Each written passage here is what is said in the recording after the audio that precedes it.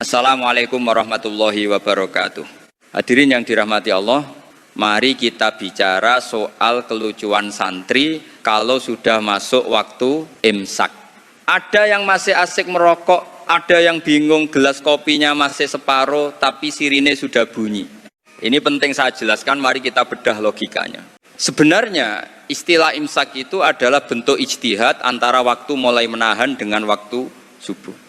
Biasanya ada jeda sekitar 10 menit sebagai ihtiyati atau kehati-hatian. Supaya saat azan subuh berkumandang, posisi mulut kita sudah benar-benar bersih dari sisa makanan. Tapi santri sekarang itu pinter-pinter logikanya. Katanya kalau mau ihtiyati atau hati-hati ya sekalian saja sahur jam 3 lalu sikat gigi dan tahajud. Itu baru benar, tidak mepet-mepet. Tapi yang namanya manusia, sukanya yang mepet biar ada tantangannya sendiri.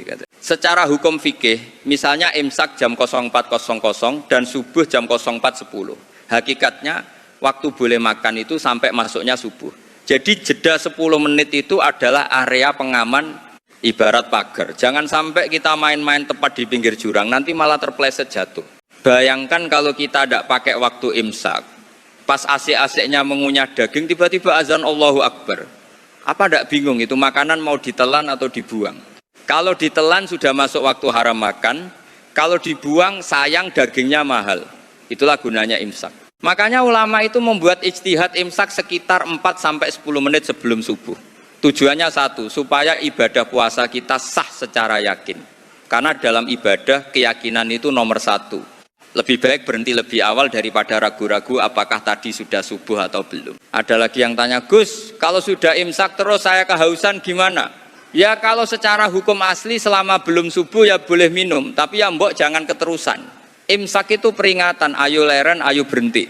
Jangan malah baru mulai buat mie instan pas sirine imsak. Standar di Indonesia memang sudah bagus ada jadwal imsakia.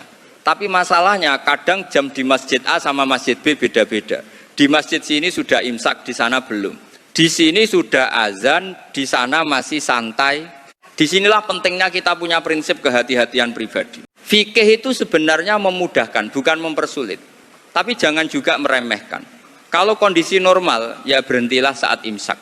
Kecuali kalau kondisinya darurat, misal baru bangun pas imsak, ya silakan makan secukupnya dengan cepat sebelum azan subuh benar-benar berkumandang. Saya sering bilang, jadi orang itu jangan terlalu bebas tapi juga jangan terlalu kaku, tengah-tengah saja.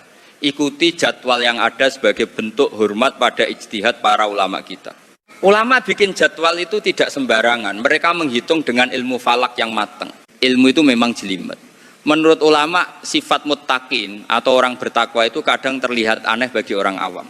Padahal mereka hanya ingin menjaga agar setetes air pun tidak merusak puasa yang sudah niat dijalankan sejak malam hari karena Allah Ta'ala. Sama halnya dengan doa. Kita diajarkan berdoa, Rabbana atina fid dunya hasanah. Allah itu baik sekali. Meski kita sering salah logika, Allah tetap menyuruh kita minta kebaikan di dunia dan akhirat. Tidak boleh hanya minta dunia saja, itu namanya kurang pintar dalam berdoa. Kalau di tempat mustajab cuma minta harta atau urusan dunia, itu rugi. Gunakan kesempatan untuk minta keselamatan dari api neraka. Wa qina adzabannar. Karena inti dari semua ibadah, termasuk puasa dan sahur, adalah agar kita diakui sebagai hambanya yang selamat.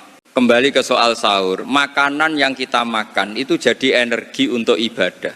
Maka bacalah barik lana fima rozaqtana. Kita tidak pernah tahu, mungkin di antara makanan kita ada syubhatnya. Dengan doa dan mengikuti aturan waktu sahur, kita berharap semuanya berkah. Islam itu indah karena ada aturannya. Dari mulai mata terbuka untuk sahur sampai mata terpejam lagi, semua ada logikanya. Imsak mengajarkan kita disiplin dan menghargai waktu. Bukan sekadar menahan lapar, tapi menahan nafsu untuk selalu merasa masih ada waktu. Jadi mulai sekarang, kalau dengar suara sirine imsak di TV atau masjid, segera selesaikan urusan mulutnya, jangan malah nambah porsi. Hormati waktu pengaman itu agar puasa kita tidak compang-camping karena keraguan di waktu subuh yang tidak jelas kapan pastinya. Semoga puasa kita semua diterima oleh Allah. Ingat, puasa itu bukan cuma soal perut kosong, tapi soal ketaatan. Taat pada Allah juga taat pada ilmu yang sudah diajarkan oleh para ulama kita melalui kitab-kitab fikih yang sangat luar biasa detailnya. Mari kita manfaatkan sisa waktu Ramadan atau puasa lainnya dengan pemahaman yang benar. Ngaji itu penting. supaya kita tidak salah paham dalam menjalankan perintah agama. Jangan sampai puasa semangat tapi dasar ilmunya tidak ada, kan malah jadi sia-sia nanti. Demikian penjelasan singkat soal logika imsak, semoga bisa dipahami dengan hati yang lapang dan pikiran yang jernih. Intinya ikuti jadwal, jaga hati dan perbanyak doa agar kita senantiasa dalam bimbingannya di setiap tarikan napas kita. Demikian dari saya, mohon maaf jika ada kata yang kurang berkenan. Selamat menjalankan ibadah puasa dengan penuh keyakinan dan kebahagiaan. Wassalamualaikum warahmatullahi wabarakatuh.